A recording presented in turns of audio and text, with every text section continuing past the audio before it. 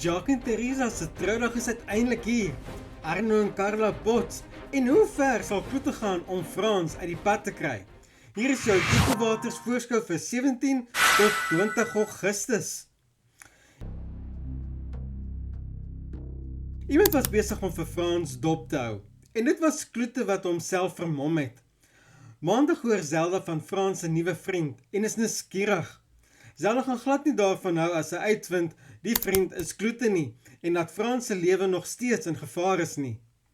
Gaan sy uitvind wie die vriend is voordat dit te laat is.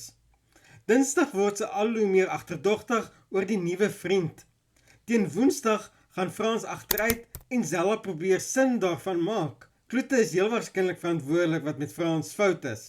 Kloete wil Frans mos uit die pad hê. Hoe ver sal hy gaan om dit reg te kry?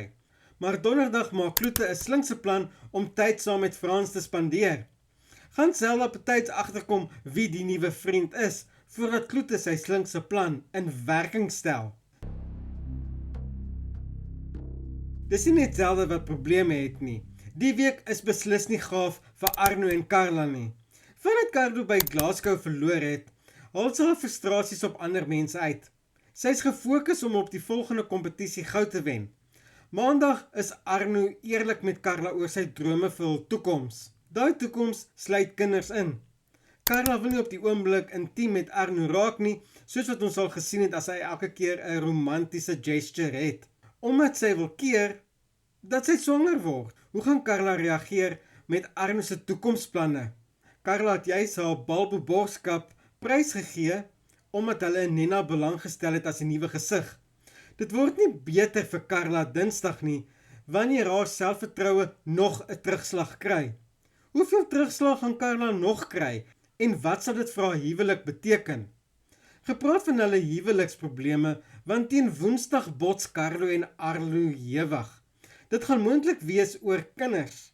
Arno wil kinders hê, en Carla wil nie op die oomblik nie.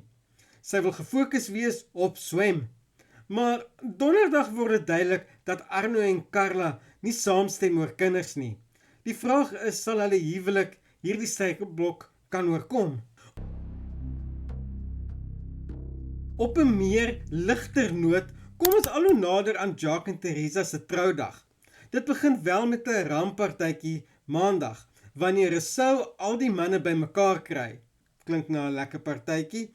Dinsdag is dit Jacques en Teresa se laaste dag as ongetroudes en besluit om die laaste oomblikke te vier. Gaan hierdie troudag sonder enige hakplekke verloop? Dit blyk of Woensdag gaan sorg vir drama, wanneer iemand onverwag Jacques se dag red. Is dit dalk die vloek wat nou sy kop uitsteek? Wie dink julle is die iemand? Laat weet my gerus in die kommentaar. Dit was omtrent 'n gesukkel gewees om tot op hierdie punt te kom, veral met die troureëlings wat amper alles omver gegooi het. Maar donderdag is dit uiteindelik Jacques en Teresa se troue. Dink julle die troue gaan vlot verloop? Soos altyd, hou die blink kant bo en ek sien jou in die volgende video.